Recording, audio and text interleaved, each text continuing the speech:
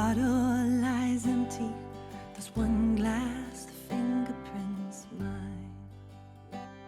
Alone Here With Me. Oh yeah, that's the first song I ever wrote. Wow, fantastic. It's the first one, and I wrote it lying on the floor in my living room, unable to physically get even to the toilet myself. And that story needs a little bit of explanation or backstory.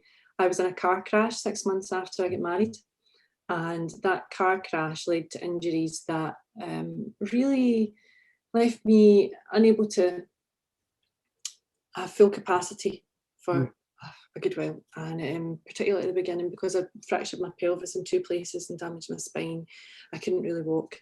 And it was a bit of a dark time. I was only young, and for this to happen, and the amount of pain and the amount of drugs that I was on because of the pain, and I got into a bit of a dark place. And it was one of the nights my husband had gone out, and I sat and drank a bottle of wine on the floor and wrote my first song. So literally the first line in the song, the bottle lies empty, there's one glass, the fingerprints mine, was absolute and honest truth. And the thing about Alone Here With Me is that because I was going through so much pain, and it was at that stage, it was still early on, so it was like, well, why me? Why has this happened to me? And there was lots of voices going on in my head that was saying, you need to be positive, and you listen to people that maybe they give you almost like a 2-week window of sympathy, and then it's, come on, it's 2 weeks have passed, get on, and they expect you to move on and get better, and I wasn't. So Alone Here With Me was really my therapy. It was much cheaper than going to a therapist. Oh, you say therapy, but I think anyone who writes songs knows that you can sing it out, can't you? You can write it out. It's incredible. It really did help for me to put into words what I was feeling. And being alone here with me meant really, tonight I need a hug. I need somebody to say it's going to be okay. I need somebody to reassure me, because I just don't know. I don't have the answers. And the positive side's going, yeah, you'll be fine, you can do this. And the negative one's like, but how can you do it when you're so tired and you're so sore? And so I didn't really want to be listening to all these voices. I just wanted quiet. It just feels like we forgot to ask Ian Sloan to put a guitar solo in at a certain point. And away he went home. And then I noticed, well, I didn't notice, Elaine noticed a big old guitar solo shaped hole. Yeah, it was in fact 65 takes, and I should point out that I did 65 takes and I used take 3.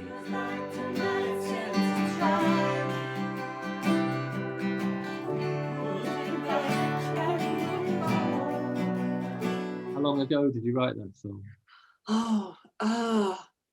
But say about 17 years ago. It's incredible, and it stayed with you and all the way to the first record. That's really. But I didn't really write again until about 2017. Amazing. It really was meant as therapy. It was never meant to be heard by anyone else. And really I've said this on a number of occasions in a few interviews, but none of these songs were actually meant to be heard by anyone else. They were for me. And then at some point I thought, that's a little bit selfish.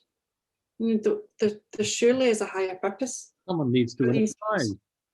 Yeah, if I'm feeling this way, then somebody else out in the world is feeling this way. Yeah. So isn't it my duty? I've been given this ability, this talent to write. So isn't it my duty to share that? It's going to be so interesting with your next record, because you had 17 years to write the first one. Yeah, interesting is the word. Interesting, right enough. Yeah, less than 17 years, that's my target. Yeah. And the thing I'm always curious about as well is, because one of the things you do is come up with a running order. Was that a big back and forth, or was that pretty obvious? Well, actually, that was another job that we did while it was being mixed. We kept coming up with different ones and shuffling them about. Do you know what? It happened reasonably quickly. Yeah. Once we got working on it. I've always done the 2 sides of the album thing. I've always done that. It's an excellent day to have a photo shoot, isn't it, Chris? It's not raining.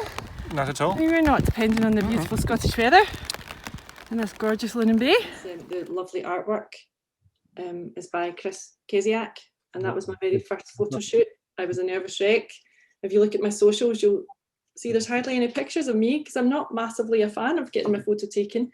So Chris put me at ease, and of course Creative Scotland helped support the creation of that as well. So I keep next to me, you know, I keep that next to me, and it's not from an egotistical perspective in any way. It's look what I can do when I try.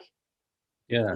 What I can do when I seek out other like-minded people, like Findlay, like Paul Savage, people that know more than me, I can learn from, that we're not going to have egos fighting with each other. It's, do you know what, it really is all about creating in that moment the best that you can create. Being able to create music that connects with other people, geez, oh man, that's just pretty special. That I can't think of anything else that really does that connects with people on so many levels. No, and I think you've done it incredibly well.